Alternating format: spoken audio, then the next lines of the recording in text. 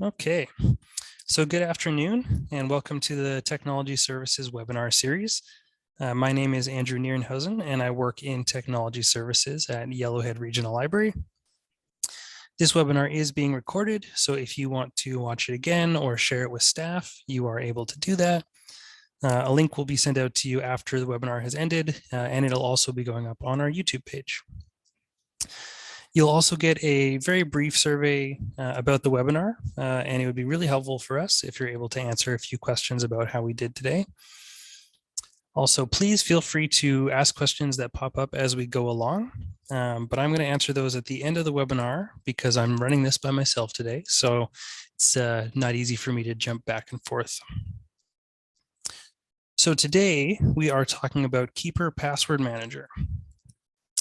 If you don't know what a password manager does, it is a service that securely stores your passwords so that you don't have to remember them.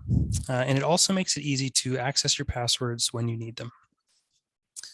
YRL has a subscription with Keeper. It's the product that we use. So we can offer those accounts for you and your staff at no cost. So today I'm going to talk a little bit about what Keeper does and how to get started using it. I'm also going to share a few personal anecdotes that might convince you to take your cybersecurity a little bit more seriously by using a password manager. So the first step for getting started with Keeper is to let us know at YRL. If you are a library manager, there is a good chance that an invite was sent out to you when we first got a Keeper license. So you might be able to find that in your deleted email, but it's super easy. If you can't find that, just let us know. Really anyone at Yellowhead, myself, Lena, Ask YRL, Help Desk, and we can send you out a new invitation very quickly. Once you do that and we send out a registration email, this will allow us to set you up with an account within the organization. So besides giving you the benefits of the full paid subscription, we can also share passwords and other information with you. So the most common reason that we would share passwords with you is for the quarterly Wi-Fi password update. There's a lot of libraries that give us a call every couple months and ask what the new Wi-Fi passwords are, and then we read them out over the phone. But if you're using Keeper, we can share them with you once when we create your account. And then every time that they get changed, they are automatically updated in Keeper. So you will always have access to up-to-date passwords. Another situation that might arise if you're having trouble with one of your accounts, maybe a CCD account or some other tool, you can securely share that password with IT support here through Keeper instead of sending it over email or over the phone. We can take a look at your account, and then when you're done, you can update that password again. So even before YRL got a Keeper subscription, I was a dedicated user of password managers. I have one at home for my personal accounts. I have it on my phone and all of my computers. I also convinced my fiance to start using a password manager for her accounts. She was against it for a while, but now it's incredibly easy for us to share the Netflix password, logins to shared accounts. We can both check the bills. If you work with others at your library, then you may have shared logins for some services. And instead of having those written down on a sticky note next to the computer, they can be stored in a secure place. And they'll also be updated automatically in Keeper when you change them. One thing to keep in mind when setting up a Keeper account is that you are going to need to choose a master password. So this password needs to be at least 20 characters long, which may sound intimidating, but there's a really, really easy trick for this. If you have followed along with your Sophos training or attended any of our cybersecurity talks over the last few years, you may be familiar with the concept of a passphrase rather than a password. And I know Stephanie talked about this a lot, so you've probably heard it. Passphrases are many, many times stronger than passwords, even stronger than a short password that has capital letters, numbers, and symbols.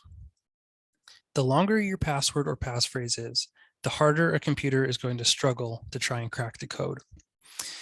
And the easiest way to come up with a passphrase is to take a few lines from your favorite song or poem. There we go. One song that we probably all know is The Good Old Hockey Game. And that phrase is 20 letters long. So this is the length that your password will have to be. This is pretty easy to remember. Just you can see here, all lowercase, all one word, The Good Old Hockey Game. That's a pretty easy password to remember. And this is still a far stronger password than a short password with symbols in it. You could try and get a little extra fancy. You can capitalize the first letter or the last letter of a word. You can throw some numbers in there if you want to make it even more secure. But the most important thing is having that long passphrase.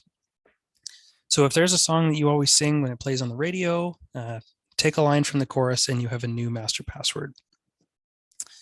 When you get an invite for Keeper, you're going to get an email sent to you and you'll be prompted to confirm your email address and then enter this new 20 plus character passphrase. And remember, if you forget this master passphrase, you will be locked out of your account. This isn't a password that you can just reset when you forget it, but it's the only password that you'll need to remember. So pick something catchy and memorable and don't forget it. And I will say, if that scares you a little bit, there are ways to get back into your account if you lose your password, but it's going to take you a lot more time and we're going to have to contact Keeper directly. And you might also have to prove your identity. So there's a lot of security there for anyone trying to get into your account. But ideally, you'll set a password and remember it. So I'm going to go through a slideshow today instead of actually showing you how this looks in the browser, because doing this setup step, I had to create a bunch of fake accounts and I don't want to keep creating fake accounts. So I did some screenshots while I was working through it, and I can show you what it looks like, and I've highlighted some things. So when you log in for the first time, Keeper is going to ask if you want to import your existing passwords. This is a great way to save time and get started with the process. So if you say yes, Keeper is going to ask to install a tool to help import your passwords. And you can say yes to this as well. And I took screenshots of the setup process so we can walk through exactly what it's going to look like. So when you say yes to the installer, you're going to get a download in your browser. It should show up at the bottom of your browser like this. And if it's not in your browser, then it should show up in your computer's download folder. You're also going to be asked to copy this string of code here. So you just hit this copy button and then you'll open the downloaded file. And it's going to pop up with this little program here. And you'll paste this string of code into this text box. And when you hit import here, it will pull as many of the saved passwords as Keeper can find in your browser or saved on your computer. However, this isn't going to capture all of your passwords. There are going to be some that you want to enter manually. It probably seems like there's going to be a bit of work to get set up at first, and this is true, but I think that you will be impressed with the amount of time that this process will save you in the long run. At this point, I actually don't even know what my passwords are anymore. I just know my master password. And whenever I create a new account, I let Keeper suggest a strong password for me, and then I save it. And Keeper does all of the work remembering and entering those passwords when I go to a new website. So after Keeper does that import, actually, I'll just back up here real quick. And this just shows you, once your import has been successful, it's going to show you what website it was saved for, what the login information is, and what the password that you use is. So after Keeper does this import, it's going to ask if you want to manually create a record. And I think this is good practice, even if it has grabbed most of your passwords. I think you should enter at least one password this way just to see how it works. So I'm going to create a new record. we have this create new button over here. And there's a couple different options for items that you can create. Payment card is going to be a credit card or debit card, a shared folder. I lose my cursor here from time to time. A shared folder is going to be a folder full of records that you can share with other users. A folder is just a way for you to organize your records, and then a record is going to be the single login. So I'm going to create a new record.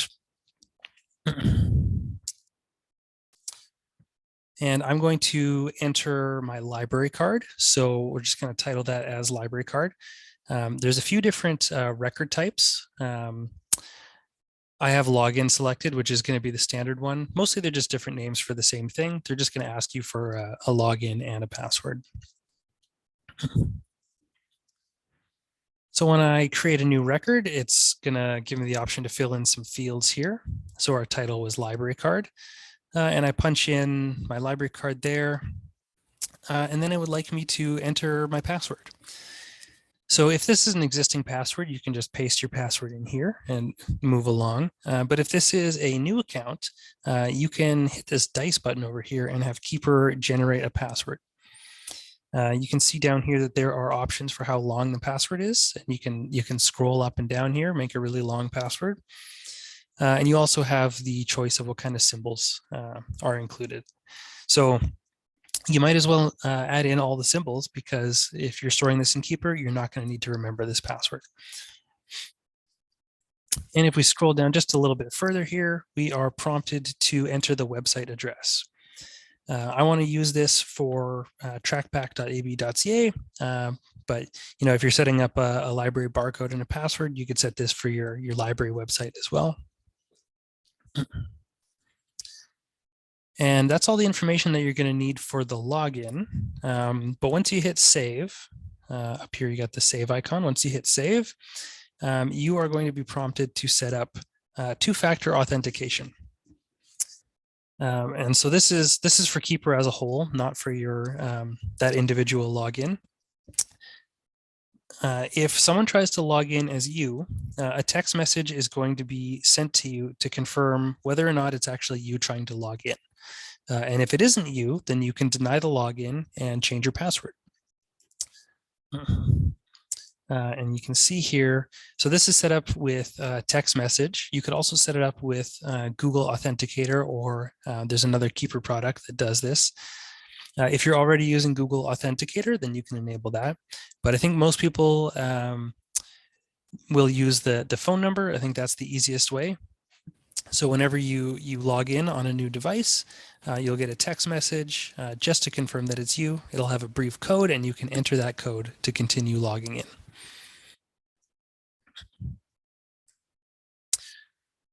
So there are a few useful tools that I want to show you in Keeper. But first, I want to show you the Keeper browser extension.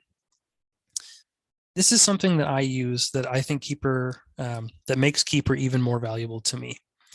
At the moment, before you have this extension, if you want to use these passwords, you need to have the Keeper website, keepersecurity.com. You need to have that open in your browser, and you need to be logged in. But if you are using the Chrome browser, you can just Google Keeper Security Extension. If you look that up, it's going to be the first link. And the Keeper Security Extension is a browser extension that allows you to have Keeper work for you without having the browser window open all the time. So once you go to Keeper Security Extension and you install that, you'll have a little Keeper icon up in the top right corner of your browser. And from there, you can click on that and log in, and that'll bring you to your Keeper page. But even without having it open, Keeper is going to capture any new passwords that you are creating. It's going to ask if you want to save them. And it's also going to help you to autofill passwords. So if you're going to use Keeper, I think that using the Keeper Security Extension is a must. So I just created that library barcode, that library card login for my Keeper account. So now when I go to trackback.ab.ca and try to log in, I go to the login screen here. Keeper jumps in and asks to autofill my login information. I just have to hit fill record right here, and that will fill in the information. And so this is why you don't even need to know your password. Keeper is just going to punch that information in for you. If this was a website where I had multiple user accounts, Keeper would give me the option to choose which account I wanted to log in as.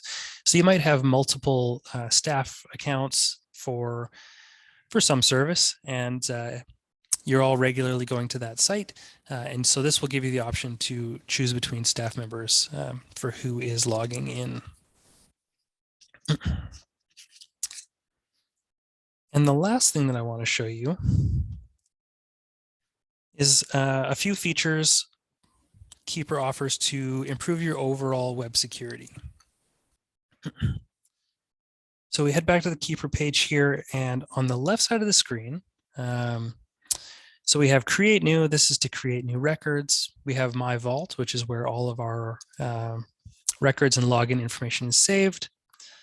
We have identity and payments. So this is any credit cards and ID that you want to store in Keeper. And then we have security audit. The security audit is going to take a look at your passwords and tell you if they need to be changed. This might be the case if you have short or easy to guess passwords, but it is also going to show you if you have reused passwords.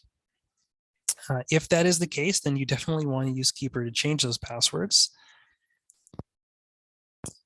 We can see that my library card password here is strong. I did let Keeper generate this. So this is a 20-character password with capital letters, symbols, and numbers. And over here, we can see if I had any reused or weak passwords in this account. So I mentioned earlier that I use password managers in my personal life. And it is because I had my personal accounts breached that I started using password managers. So I am a computer and a tech guy, and I have a lot of different accounts across different sites and software. And I had the really bad habit of using the same password for everything because it was easy and I could remember it. And I'll tell you that it was a pretty short password and it didn't have any of the extra characters in it. Well, one of the sites that I was using was breached and my login and my password were stolen. Now, I wasn't aware because the site never sent out a warning to let anyone know. The thief then used my login information on as many different sites as they could think of. This was probably done automatically by a computer or a bot, where they just punched in my credentials to a list of hundreds or thousands of websites to see which ones would work. And by the end of the day, they had control of my personal Microsoft account, all of my Google accounts, several video game platforms that I used, and a number of other popular websites and services. It took me months to get control of my accounts again. And during that time, they sold my Uber account information. Someone had been taking rides using my credit card. Someone started using my credit card in Dubai to go to movies and restaurants. And even after I did get my accounts back, the thieves were continually trying to log into my accounts again and again and again. Some sites let you use a previous password to request a password reset. However, I had set up two-factor authentication, which is why I highly recommend that you would all do the same. So I was alerted every time that somebody tried to log in as me. I was able to deny the login and change my password again. And I had to deal with those login attempts for well over a year, and I still get them every once in a while. So going back to Keeper, all of that time and trouble and stress could have been avoided if I had, one, used a password manager, but two, even more importantly, if I wasn't reusing my passwords. I can tell you that I no longer have any duplicate passwords. I use a password manager at work and at home, and I have two-factor authentication set up for all of my accounts. So back to Keeper, you want to check your security audit. And please listen to Keeper if it recommends changing some of your passwords. You definitely don't want to lose control of your library accounts and especially your work accounts. I also want to point out the Breach Watch feature, which is just below the security audit on the left side here. Breach Watch is a service that checks data leaks to see if your information has been stolen. It also looks for if any of your logins show up on the deep web for sale, or if they are listed as part of a breach from a website that you use. Breach Watch will alert you right away so that you can change your password and avoid getting scammed like I did. And Breach Watch would have been a fantastic service for me because I wasn't notified that my account was breached. So if you think that you want to start using a password manager, but maybe you feel like it's a bit of a hassle to get started or to learn how to use it, I can tell you it's definitely worth it from my firsthand experience. If you are a library manager, you do not want someone online getting control of all of your work accounts. Take the time and get started with Keeper. YRL covers the cost of the accounts, so all you need to do is let us know that you are interested and we will send you an invite. The last thing that I'll share with you is probably the reason that most people are interested or contact us about Keeper, and that is how to get the new Wi-Fi passwords. So once you have an account set up, probably one of the first things we'll do is share those passwords directly with you. They will show up in your vault as shared passwords. You can see these little shared folders here that tells you they're shared. And we have the staff BYOD and library staff. And you just click on that record and it would show you the password.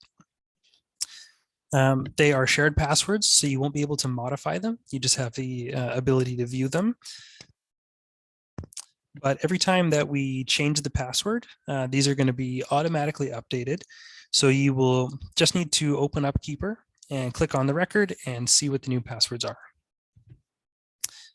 So hopefully after seeing Keeper in action and hearing a little bit about my terrible experiences, you are ready to get started with the password manager. So let's take a look. Are there any questions about how this works or any concerns that you might have? Anything like that? And we'll see if there's any questions in chat here.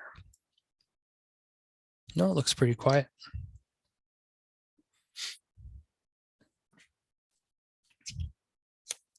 Just give you a moment here in case there are any questions.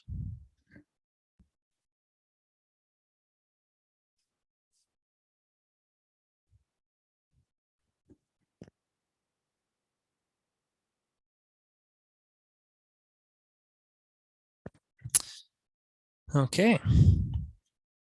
Well, if you are interested in starting with Keeper, reach out to us at helpdesk@yrl.ab.ca or askyRL, or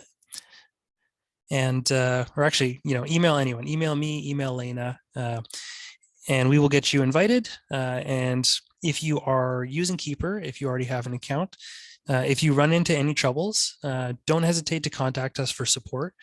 We also have access to support directly from Keeper, which is really great. They have really high quality customer service. So let us know if you have any questions or concerns about your Keeper service. And one final reminder, just remember, you cannot forget your master password. It's extra important that you remember that password and that you keep it safe.